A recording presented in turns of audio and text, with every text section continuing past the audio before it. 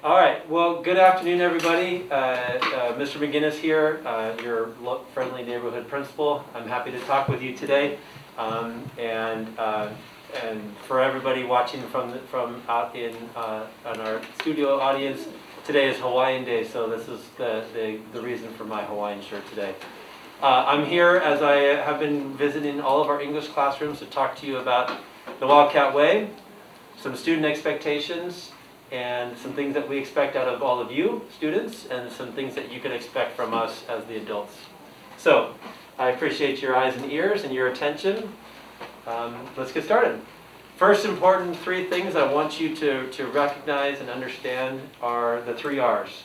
We want all of our students to be mindful and to learn how to really embrace being ready, being responsible, and being respectful.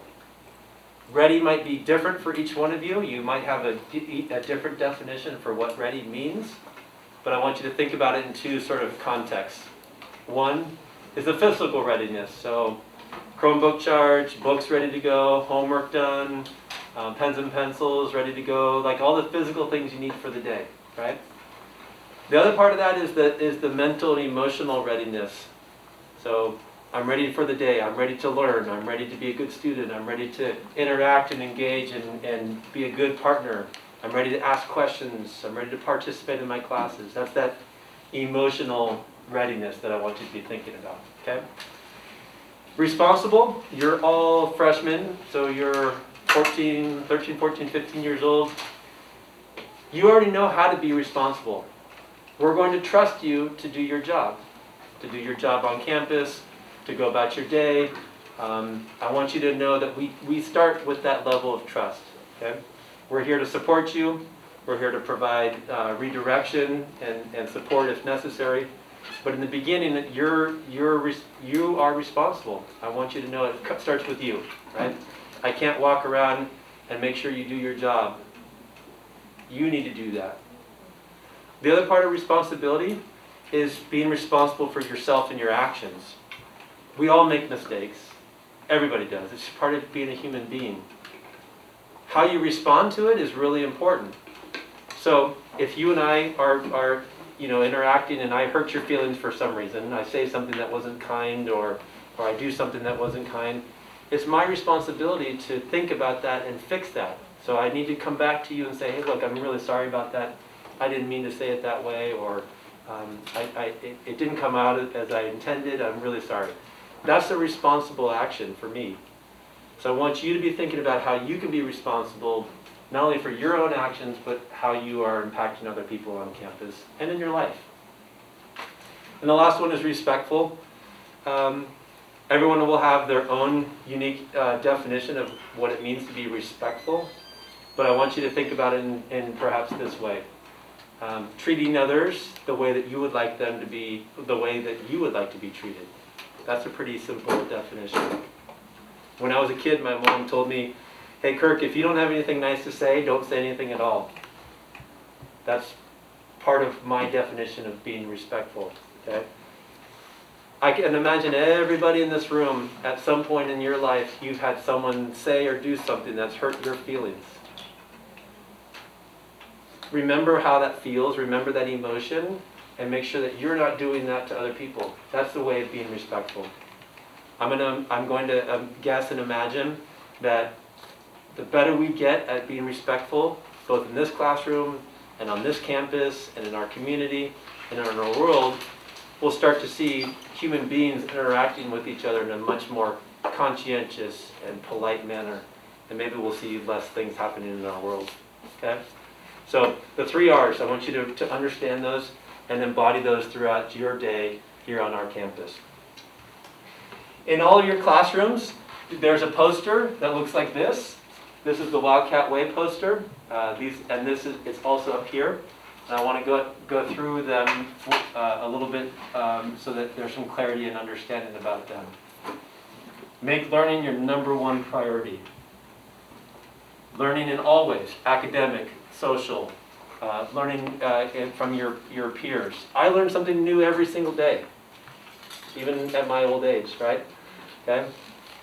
this is a great time for you to continue to grow as a human being and as a student. So make learning your #1 priority.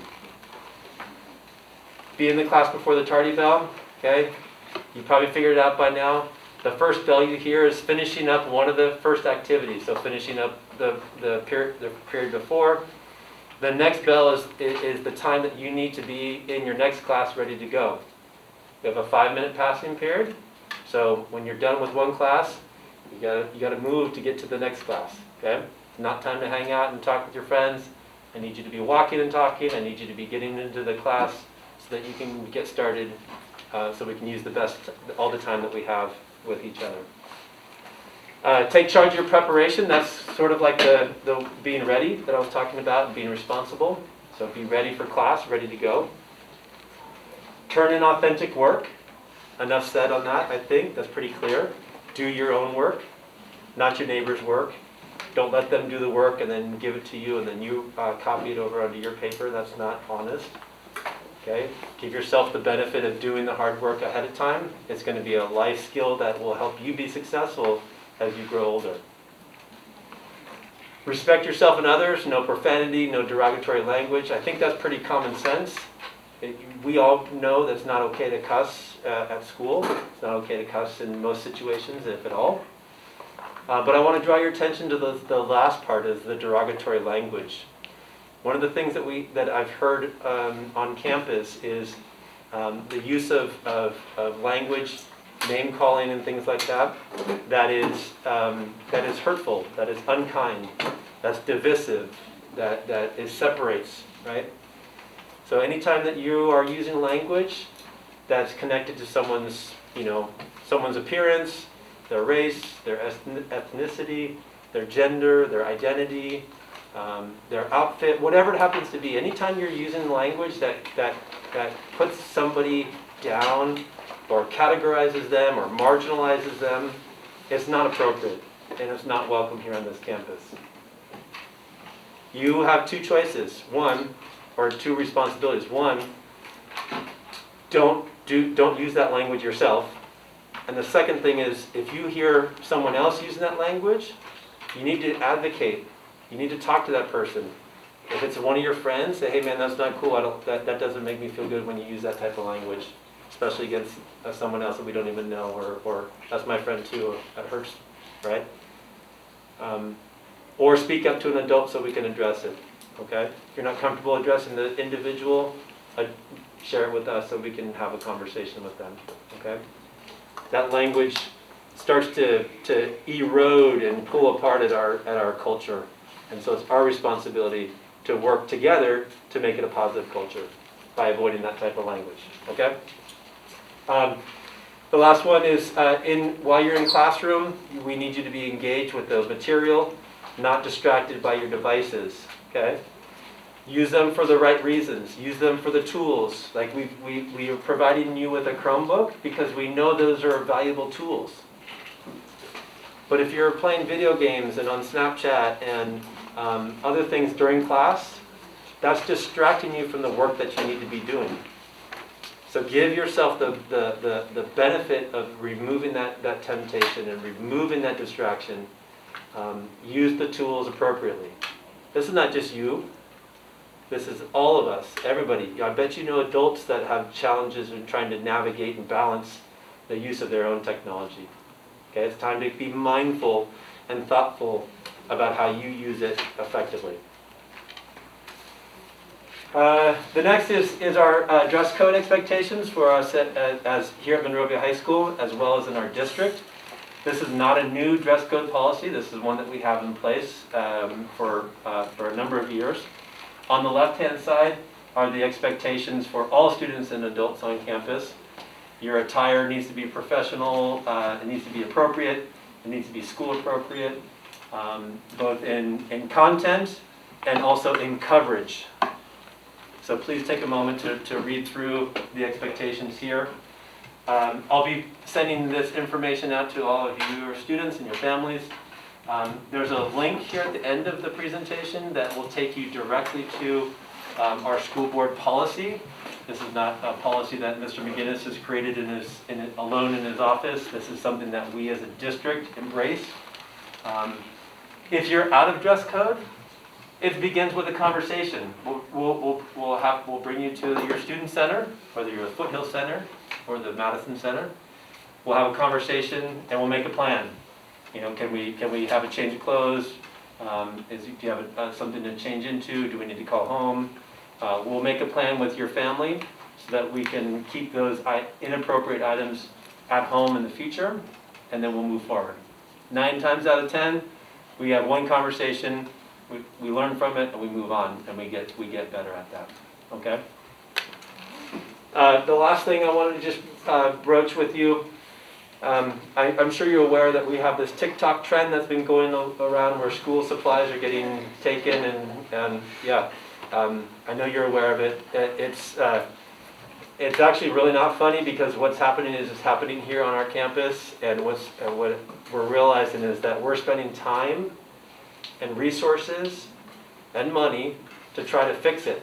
So buying new clocks and buying things that have been stolen from our campus. So I want you to know that even as funny as it might seem on TikTok, it's impacting us as a school. And so our responsibility is to not participate so we can move past it, okay? All right, so this is a chance. I just want to make sure that you all have any questions. Was there anything that I shared that was confusing or that you want clarification for? Any questions? Okay, super. So can I get some thumbs? I want to make sure that we're all on the same page, that you understand, we're all clear, and we're all on the same, that we're all going to work on this together. Thank you. You all have been an amazing audience. I'm so happy that you're here at Monrovia High School, and together we'll work on we'll work together to make these our expectations happen wherever we are, both in our classrooms and on our campus, and then that will can continue to positively impact our school, our community, and our culture. So thank you. I appreciate what you do, and I can't wait to see you around on campus. All right. Thank you, everybody. Yes.